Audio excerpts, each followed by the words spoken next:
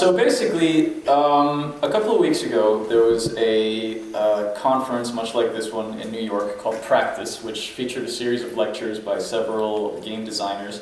And they touched upon a really interesting theme. It started off with, the title of this panel actually comes from a story that Meg Jayenth told. She's the co-writer of 80 Days. If you guys were here last year or other years, John Ingold, who worked on that, has been here.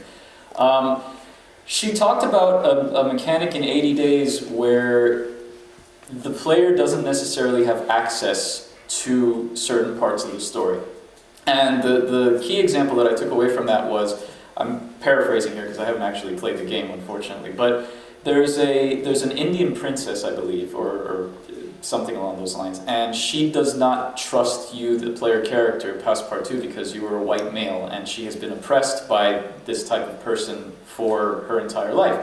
So she's leading some sort of revolution, and by virtue of the fact that it's an interactive fiction game, you think as the player, okay, well, there has to be some sort of object I can give her, or some sort of puzzle I can solve, some way to gain her trust. But in fact, there's absolutely nothing that you can do to gain her trust. And she says to you, this story of what I'm doing is not for you. So it really interested me and a lot of other talks talked about this idea of being unfair to the player. And can we do that and still have a rewarding experience? Because 80 Days ultimately is interactive fiction. And you think about adventure games, you think about how you as the player are basically the chosen one, you know? Everyone you meet tells you their problems, you then have to solve puzzles to fix them. You know, you find out all about what's happening, you uncover conspiracies and things like that. But can we basically, the question I'm asking here is, can we change that core mechanic of adventure games and have a story where you still have a rewarding experience as the player, but there are certain aspects of that story that never become available to you? Can you limit the player learning that? And now I've rambled enough and I turn it to you guys.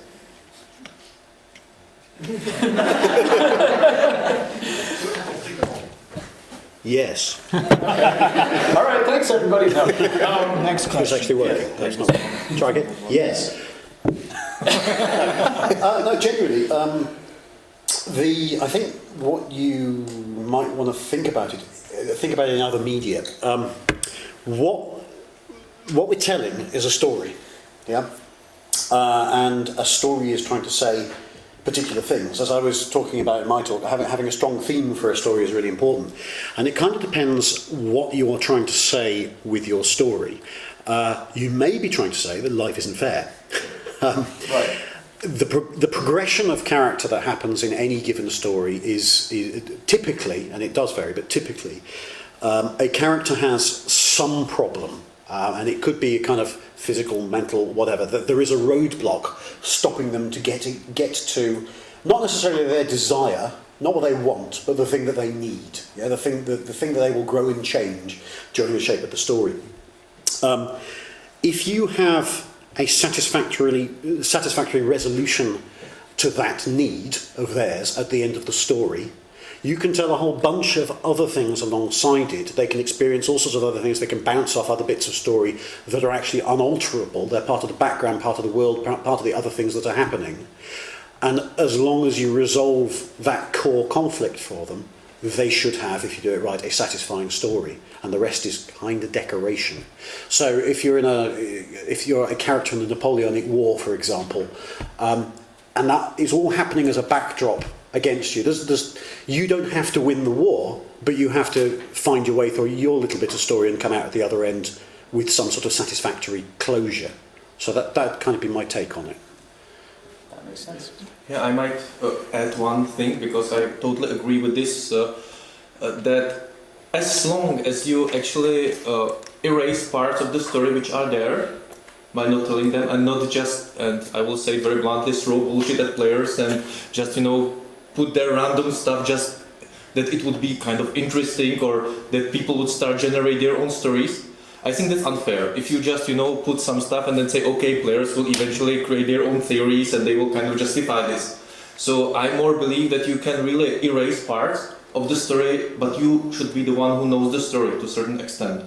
So that's basically, I even think it's more desirable to to create multiple explanations because everybody is living in a different mental world and they have different experience, different memories.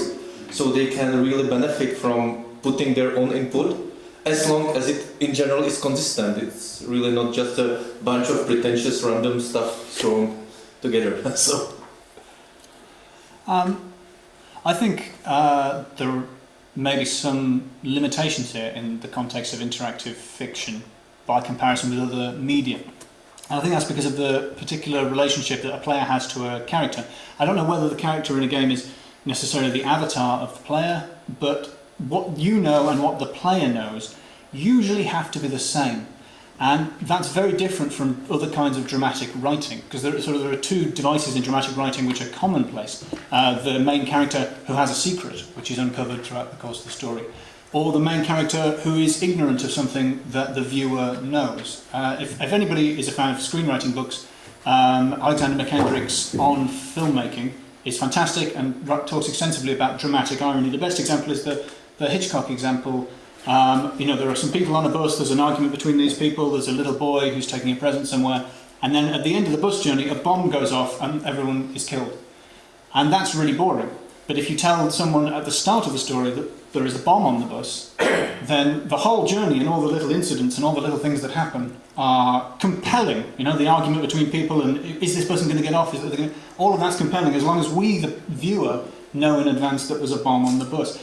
Now, weirdly, I think that doesn't work in a game, in a narrative game, because if you know something that your player character doesn't know, I was just saying this earlier, it doesn't work because you know that. You can't have knowledge that character doesn't have about something that's coming up, because otherwise you will take action to avert it. And so that's a whole area of dramatic writing which is inaccessible in interactive fiction. And so I suspect that is part of what limits that. Is there something that you can keep from the player or something that you can keep from the player character? We're limited for that reason because to an extent we have to know the same things they know. So don't know. I don't know.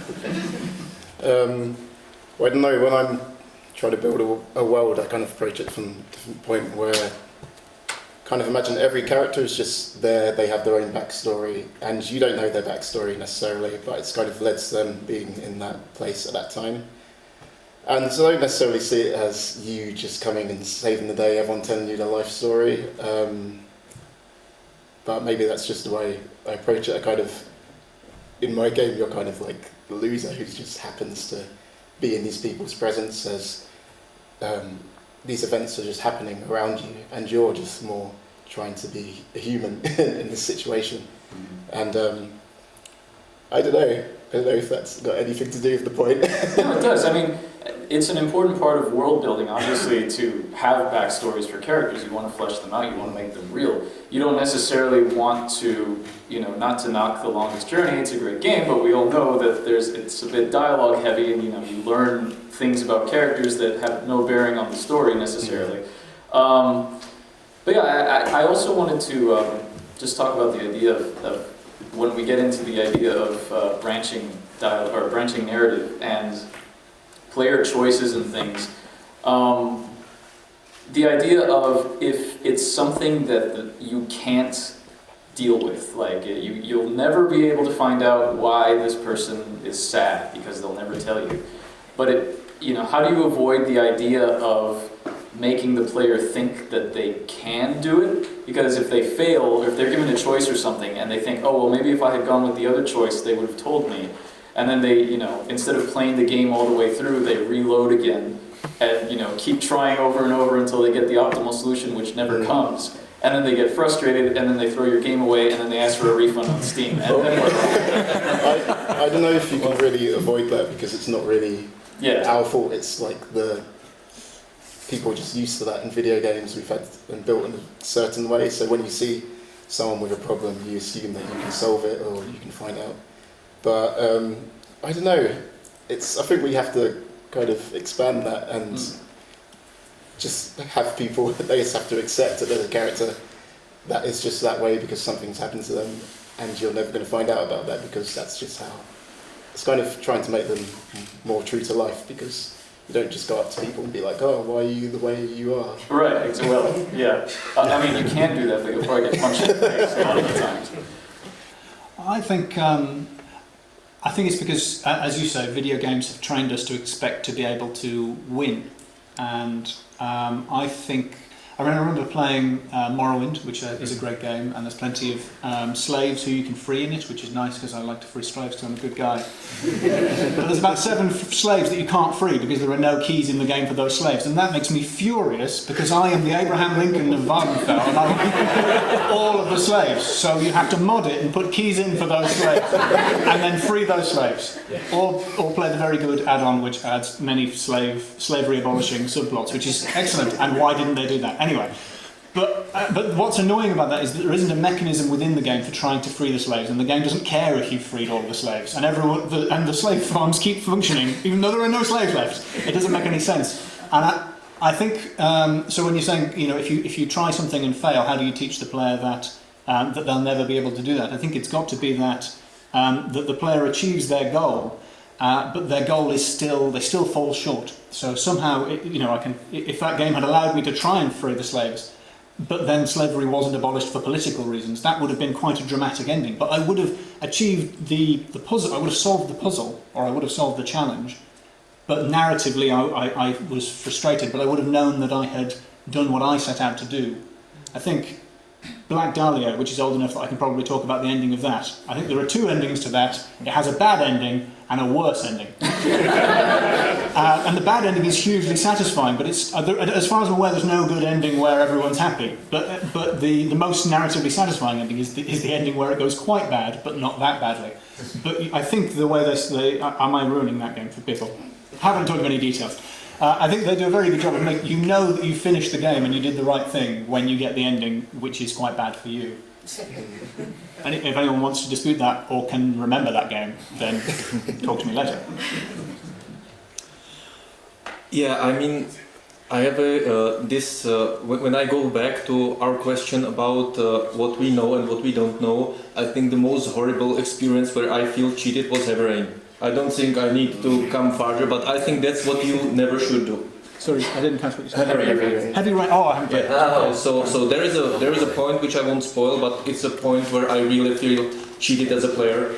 And for me, this kind of options and choices doesn't make sense if you have an immediate consequence, because then it's the reload. And if I would be designing this kind of logic, I would never have a consequence so soon after that, so the player would reload and try different paths, but I would let them feel the consequence much later, so it doesn't make sense for them to go back and just, and also the consequence should never be so trashing that the player would just leave the game out of frustration. So there is a careful balance of not really kind of making one great and one really bad path through the game. Otherwise, the people don't have so much time anymore to play games. So my belief is that really you should keep certain kind of levels, certain shades of grey, but never kind of black and white. And then I can imagine that you can go through this path of kind of multiple choices. On the other hand, for me, this is a bit of a marketing gimmick because, there are games like Witcher 3, for example, where you can feel the path, but still sometimes it forces you to reload. And on the other hand, it's like, you have millions of choices and then, you present people with 3 and I often say, yeah, but I would not choose any of these. So I'm not sure if it's really worth it kind of going through this branching myself. I think one way to maybe think about it or look at it is that if you treat narrative as a game mechanic, and the issue you've kind of got with almost those sort of players, if you like, is that they're trying to win, they're trying to achieve that particular goal. What we do with almost every other game mechanic is we have a tutorial. Now, if you are going to have a game world that is set up in such a way that there are choices that they're going to be unable to take, and characters that they're going to be unable to sway to their point of view or whatever, if you can reflect that really early on in the game in some much more inconsequential set of choices, but teach them really early that life isn't fair and that this game isn't about life being fair, I think where it becomes a massively dissonant thing is where all the way along they've been able to do whatever they want, and then suddenly there's one point which knocks them off balance Yeah, because it doesn't behave in the way, and it's all about getting into the player's mindset again. So maybe that's the way to think about it. If you are going to set up your game in such a way you want to be able to deliver those choices later where they can't affect people in a particular way, set it up with the fact they can't get their dog to behave right at the beginning or something like that. It'd be a thing worth trying, I think. Yeah. Who knows whether it'll work. That's a really good idea. And to Ali's point that he brought up, the slavery thing, that's a good specific thing to talk about. If it's something like that, like in your world, slavery exists and it's core to the story, or maybe not core to the story, but you encounter people who are affected by it. It's an interesting setup to kind of show that you can't deal with the problem as a whole, like you were talking about. You can sort of win the battle but not the war, sort of idea. You can sort of put the bandage on and free some slaves, and okay, you did your little part to sort of better the world, but overall the world is still going to suck, and you can't do much about it. I have to confess an ulterior motive for having this panel because I wanted to crowdsource some ideas from you guys. Because the next game that I'm working on, I briefly touched upon this last year on a panel. I'm interested in the idea of doing a detective game where it's possible to get into an unsolvable state in a case, but you can still complete it. Like a Walking Dead in an adventure game, but you can still continue. It's sort of David Cage-esque in a way, and the game goes on, but it presents that problem of you want to win, you want to get the best outcome. If you see you didn't get it, you reload and try again. I mentioned LA Noire, like if you didn't do the interviews correctly, and you press the button and you screamed at everybody, you want to go back and reload to get the optimal ending. So how can we present it in a satisfying way that won't make the player want to go back and reload, and yet still keep things from them? Well, I think the thing that LA Noire did exactly wrong is sort of what I was mentioning before, at least in the first section of LA Noire, where they accidentally make a gothic serial killer plot, which has nothing to do with noir and an awful lot to do with Sherlock Holmes or Jack the Ripper, and is in the game for absolutely no reason, before it becomes a noir story and becomes quite good. In that first section, you would have to be an absolute idiot to think that any of the people who you convict are guilty. And I'm not a complete idiot, so I could tell that none of them were guilty and that there was no convincing evidence that any of them were guilty. And yet you have to convict the correct one of the two people, both of whom are innocent in each case. Now that's an impossible situation because you're playing a moronic guy who isn't smart enough to realise that both of these people are obviously innocent, and yet you as the player will obviously work that out in advance. And that's infuriating. But I think as long as you and the player are in the same position, as long as the player can experience the frustration of something being impossible, and I think what's frustrating about these situations is when you know what you need to do, but the character isn't bothered about it or won't do it. If the character is also frustrated, and that's part of the emotional thrust of that part of the game, I think a lot of people would go with it. As long as the character knows, I didn't manage to solve that, I didn't manage to find that guy, well now that means I'll redouble my efforts to do X, Y and Z. I think we'd be fine. I don't think I'd reload in that situation. It's when the character blithely wanders on and I go, God damn it, now my chief is angry at me, I'm going to reload. That's what annoys me. I'm sorry, I grabbed the mic before you because I'm angry at LA Noire. I'm doing a gothic serial killer. Have you seen any noir films? Anyway, sorry. I agree that when you choose the bad option in games, it always feels like it is the bad option, and you're getting like the B plan where it's just the writing isn't quite as good, like nothing is really, everyone's just stressing how much of a bad choice it was, your boss is going shouted at you. And I don't know, it's really about making every path interesting, every path well written, every path its own story, like not just a secondary fault, like you've got the bad story, like here's some like intern writing, we get them to do it after. About making each path its own solid like narrative that affects like everything in their lives, not just affects like the ending essentially. And even the way they interact with things, how they looking at an item, they could say something different, their mindset could change, they get more depressed or like happier or whatever, like just making it have more effects on the game world and having it the same quality throughout, no matter what choice you've taken. I would like just add one thing, and that's about basically the motivation. If you just think about why people play games, they don't play them to lose. Usually, that's normal situation. Unless you have some weird problem and you play game to lose, you usually want to win. I'm so successful in my life. I just want to. I want to make some balance in my life, so I have to lose a couple of games. But anyway, it's my story. I play chess, so the idea. But anyway. What I wanted to say is that you have to, if you want to include this kind of negative path, this kind of failed case, you have to create a balance in motivation. So if, for example, failed case opens the case which is not accessible to you in this case you won, then you have a story which can be kind of useful. Otherwise, I really think people will have a hard time with this motivation. You know, if they fail, they feel it personally. That's the problem. Like if you fail in the game, it goes a bit beyond the computer, beyond the keyboard, beyond the mouse. That's why you see all those broken keyboards or controllers from people playing Dark Souls. So my point is that you basically should always think first about the motivation, about the way, what does it mean for the player, and not kind of be mean for the sake of being mean. Of course, you can put marketing like Dark Souls. You can just say, yeah, this game is unbeatable and you will lose, you will die, and people will kind of play in spite of this, which is motivation. But if you target at adventure game players, I don't think you should really think carefully about this motivating aspect of this all. Someone was telling me recently that, I forget who it was, but they were mentioning the idea of like a hardcore mode for adventure games where they wanted to like make a game where you had, you know, standard stuff, but then there was a kind of like the whole Curse of Monkey Island, you know, Mega Monkey mode, but to the extreme where it was like moon logic puzzles and ridiculous stuff, and it's like, why would you want to voluntarily put yourself through that? But, sorry, if you had something to say. Yeah, this is the right one. I've done a bit of writing recently for a company called Choice of Games, who do a whole lot of kind of digital choose your own adventure style things, and they have an in-house style guide, which is kind of interesting.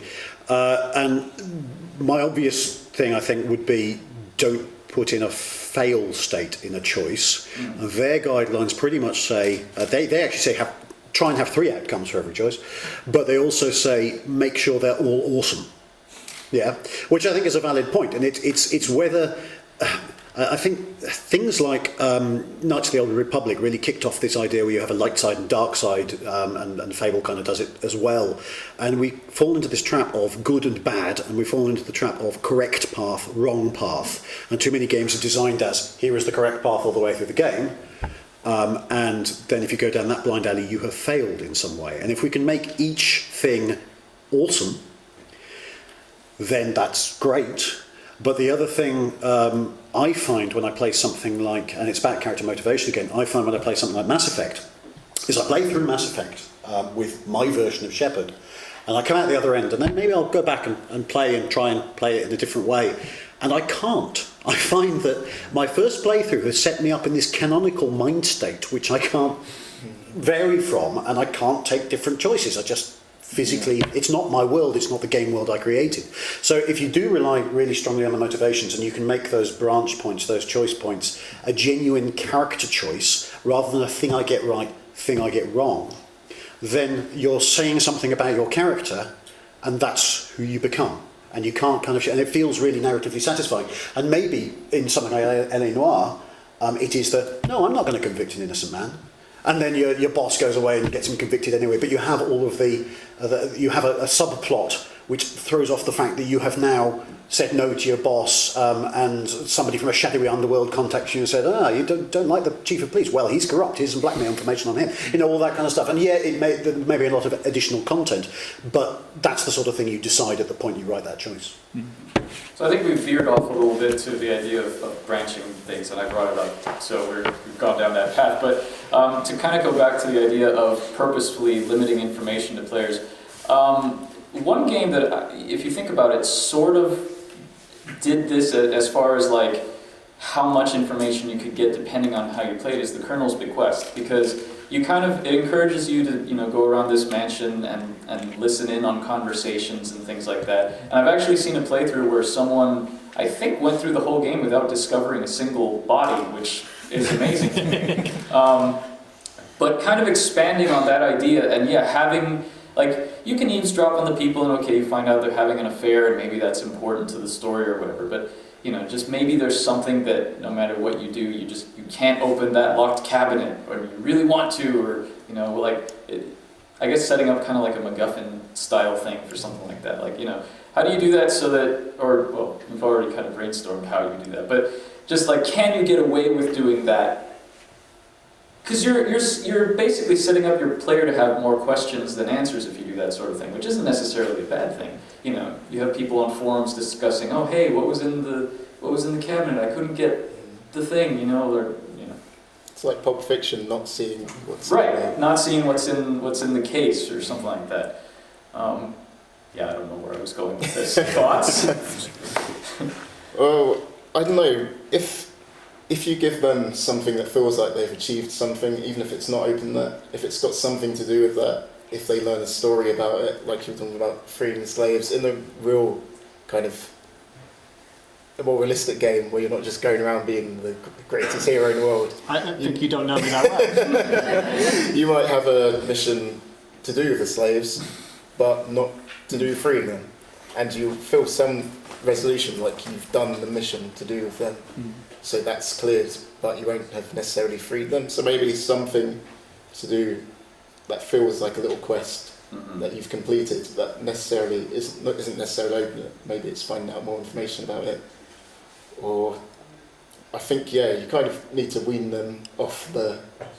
I don't think you can just like straight off to say you can't go in this cabinet because people will be trying to open it. So yeah, you need like a little mini quest to do that I would personally do. Yeah, I think the key lies in that, in not blatantly telling them, perhaps, you know, that you cannot do this, because like you said, people don't play to lose, or like with Dark Souls, it's, you know, they say, oh, well, this game is really hard, and you play it to say, well, I'll show you, you know, I'll beat this game. So people, I think, will naturally want to find that information out, even if there's absolutely no way to, and then that'll lead to frustration. But well, you mentioned the word MacGuffin, yes, which I guess is a term that we're probably mostly familiar with in screen, which I think is coined by Hitchcock, and it's the arbitrary goal that is largely arbitrary that the main character of a film is out to get. But what's remarkable about MacGuffins in Hitchcock films is, through the course of the story, whatever that arbitrary goal is imbued with meaning and significance. So I think it's Infamous, one of Hitchcock's films, where there is some secret radioactive substance hidden in wine bottles in the basement, which is completely arbitrary. That could be anything, except that it's the climax of the film is set during a dinner party where they're running out of wine. So we need to make sure that they don't run out of wine to the extent that we can't get to the radioactive substance in the bottles. So that completely arbitrary thing, which is the MacGuffin, in the course of the film is of great importance when it comes to suspense, and is of great significance to the characters.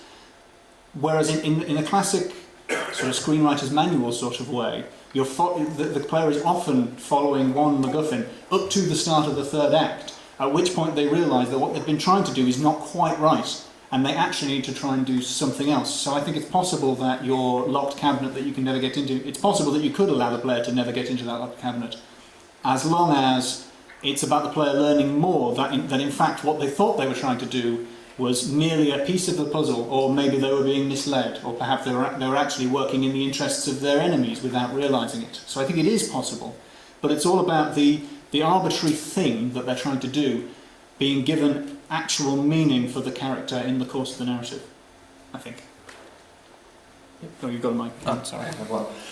It also quite heavily depends on what kind of story you are trying to tell and what is the narration you choose. Because, for example, what really works well is that if you have secondary narrative, which is not kind of crucial for the main arc, you can tell a lot of stuff by environment. And if you have it in the game, somebody just necessarily doesn't have to go to this place. If it's not like a linear corridor, they just don't have to visit every single place, so they don't see it. And I believe that it really for the player to have this kind of fair feeling that the game didn't cheat him. The game should somehow, in the story, gives him enough information, but sometimes you have to figure it yourself, but it should not feel like this, or we can go back to antique drama, to this Deus Ex Machina principle, that basically, because the writer didn't have a way how to correctly finish the story, he introduced at the very end some element which would kind of fix it. So I mean, the game should be fair, the game doesn't have to tell everything, and it also really depends on the way of narration. I'm a proponent of having the story arc, the main story arc, kind of compact, and with things which player can fill, but have enough clues for that. Not just putting away critical pieces of information and then trying community who would find the best solution, and then I can say, yeah, you're right, because they found it for me. So. I'm not sure how much to add to all that, other than, again, about the fairness of it. I think it's about teaching them the rules of your world, and teaching them the rules of your world early, and then not doing something that doesn't fit the ruls of the world. So if you're going to, one would be a plot twist. That'd definitely be one way to deal with it. As you say, have a different thing happening with the MacGuffin. But if it's just a locked cabinet in a room, if it's the only one they encounter in the whole game, they're not going to like that. Right. So, yes, it's what sort of story you're trying to tell, and very much what style of game is it? Is it a sandbox game in which they think that they can pretty much do anything, including free all the slaves? Or is it actually not a sandbox and you're trying to tell a very directed story, and the rules will be different, and the player expectation will be quite different, actually? Yeah, I think basically the key is, if it's something that affects the overall story, if it's you're chasing this thing, and then at the end the game tells you, oh, no, sorry, life's not fair. That'll make you feel cheated. But if it's little things along the way that you are establishing this in this world, yeah, it's a rough world, you can't do this. You think you can, but it makes you feel, you can easily do it to make the player feel powerless in this world, to prove a point.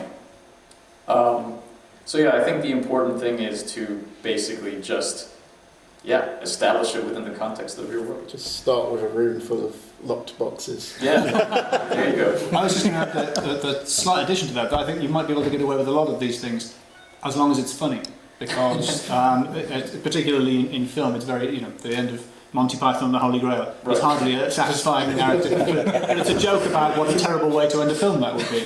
And so I think if it was startlingly funny, I think you could get away. As long as after that everyone's going, oh, if only you got the thing from that cabinet that you definitely should have got.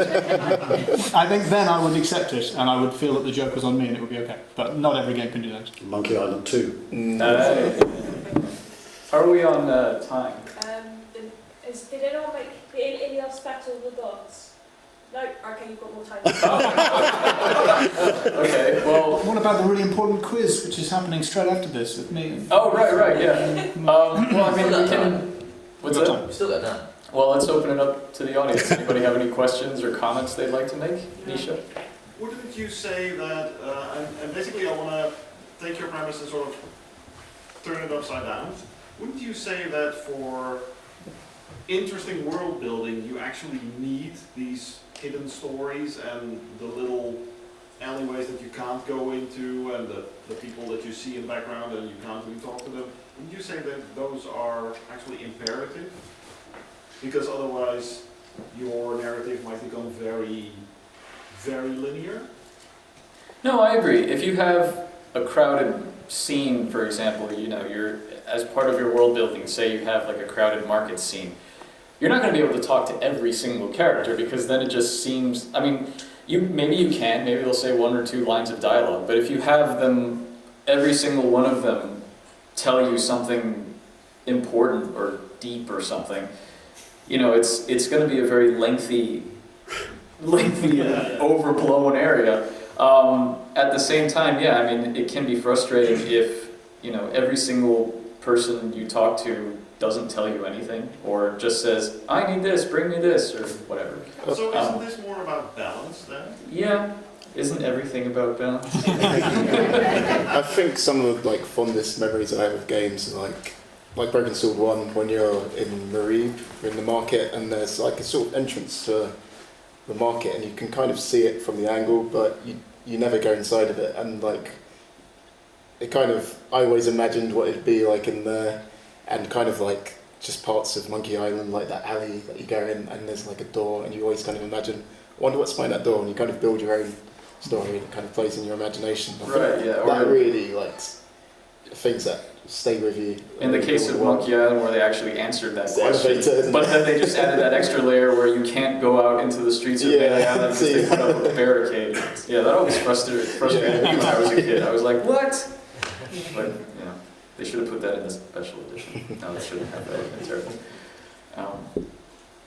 Any other thoughts from you guys on that idea? Only in that, yeah, I completely agree. In that, I really like, I wouldn't say lore, but world building and leaving what you were talking about earlier about erasing bits of story. Leaving lots of hooks for people to wrap their own imaginations around. I was talking about it earlier in my talk, that if you, one of the things I found really engages people is if you do leave gaps in your storytelling for them to come up with, as you say, what's down that alley, that kind of thing. Having an entirely explored world, A, is really expensive from your point of view, but B, kind of leaves nothing for them to use their imagination on, nothing for them to wonder about, and really I tend to leave as many hooks as you possibly can, as long as, back to my original point, as long as the story about the character that they are playing is properly resolved. And the rest turns into fan fiction and, you know, how did Han Solo lose that cargo shipment? I mean, it's totally irrelevant to the story, really, but, you know, what really happened there? And that is now food for novels and, God help us, a prequel and all sorts of things. So, yeah, leaving those dangling threads and those gaps is really important, I think. I agree. I have a question, or your thoughts on something, but you were talking about the premise of this was interactive fiction, where presumably I think you're a white male character, and there's another character who you don't understand where they're coming from, and they don't like you and never will. Is it about, you're talking about right and wrong, and whether the character feels like they've been fairly treated or unfairly treated? Is it more about understanding someone else's experience of the world? It just put me in mind of, I think it's Riven, you know, when you're sort of exploring this world, and you knock on a door, and a woman opens a little hatch, and you see her eyes, and you see it shut. You know, because you're sort of like an invader to this world, you're like an alien presence. She's never going to talk to you. You're never going to have her explain anything to you, or be part of the puzzle, really. But I got from that an overwhelming experience of my role in that world as an invader. And I didn't need any explanation. I didn't feel like I'd been unfairly treated, because that was my role, and that game made me understand that role really well. But I didn't feel like it was unfair, or I didn't feel like, although there was a whole people there who's hiding things from the player, there was so much hidden from me there, but I was happy with it. Another game actually that I played recently that does a similar thing is Bloodborne. And I know Drew will support me on this, because, but yeah, that game doesn't really tell you much. It kind of plops you into this world. You're a hunter. That's all. Basically, all you know is you're a hunter. You're in this world where they put a lot of importance on blood. Like, you're covered in it most of the time. You're fighting all these weird creatures, but there's so much lore in that game. And the majority of the lore I've gotten from reading the Wikipedia page. And I'm like, how did they figure this out? And I talked with a friend of mine later, and he's like, oh, did you kill so-and-so? Yeah. Did you kill so-and-so? Yeah. Maybe don't kill everybody. You know? but how that game treats it, interestingly, is the sort of premise is that there's this blood-borne plague that's turning people into beasts. And if you knock on the houses, it's actually a clever way of, you know, minimizing on NPC modeling costs. Because, you know, you knock and they're like, who is it? And you don't say anything because you're a silent protagonist. And they're just like, go away, I have no time for you, hunter, you're an outsider, blah, blah, blah. And yeah, it's kind of like, well, why don't you open the door for me? I want to know what's going on. But then at the same time, you know, you still get the satisfaction of running around and killing monsters. Although that's an action game, it's not a strictly adventure game. But I think the point with both those is the writing there was trying to tell you something very explicit by using characters in those ways. And I think actually the example from 80 Days is doing the same. It's trying to specifically say something by treating you in that way. And you got a lot from that experience without somebody saying, oh, nobody around here likes your kind much. You learn about it instead through that writing. So it's just a facet of the world, really. So to return to your problem about the detective game, where they're allowed to fail cases, in fact continue on with a case which they're not going to solve, maybe because they missed it or something. Right. I guess if I were approaching that problem, and I wanted the player to stay with that failure state, and even if they kind of realise, I know that this case is going nowhere, you sort of want to actually reward the player for failure in a sort of roundabout way, in that maybe that failure opens up other opportunities, or like other subplots which they wouldn't have otherwise seen. So, for instance, a concrete example would be, say you're getting nowhere with your case, and so your buddy in the other department secons you to help them out with something else. Say, well, since you're getting nowhere, help me out with this. But you wouldn't have seen that if you've actually got progress in the case. I think, just as a corollary, if I'm pronouncing that word correctly to that, I think that might be more convincing if it's explicitly clear that the good consequence of failing is related to that failure, rather than that other case might, because that, for all the player knows, that case might have cropped up anyway. Mm-hmm. But if you fail to solve the case because you were protecting your brother, who it turns out is the corrupt official who was involved in it, then you've helped keep your family together, success, but you've not solved the case because you haven't solved the case. So, or you protected that person, you did a good thing, but you did a bad thing or you solved the case, but you sacrificed your brother. So you have to choose between two. You have to make a moral judgment between two different success states, depending on what you place value on as a player. And part of that is foresight. Part of that is letting the player know that there will be consequences in this decision, and not just hitting them with the consequence stick if they fail to pick up an envelope. Mm. Yeah. Just to add, actually, Crimes and Punishments did this principle that you can both kind of blame the correct or wrong person, and then you can decide if you turn them in or not. So the moral choice plus so there was this combination. Still, people who are playing the game, and I know that even from the beta, the people would always go for the correct and for the correct guy. And if they would turn it, it's a different issue. But basically, the motivation to solve the crime may be stopped by, if you know that it was, for example, your wife or somebody very close to you, then you would maybe consider this. But otherwise, very often this prevailing thing that you are playing the good character is much more often. And this is very interesting because a lot of people are saying, yeah, I want to play the bad guy. But eventually, no, if you look closely, the people are not, doing this so often. Yeah, we'll take one more, but I want to rant real quick about Crimes and Punishments. I really want to play through that game again and get it as completely wrong as possible and see how it deals with it. Because the problem with that game is you're playing as Sherlock Holmes, and Sherlock Holmes never fails. So I want to see how the game deals with you just being a shitty detective as Sherlock. Anyway, yes?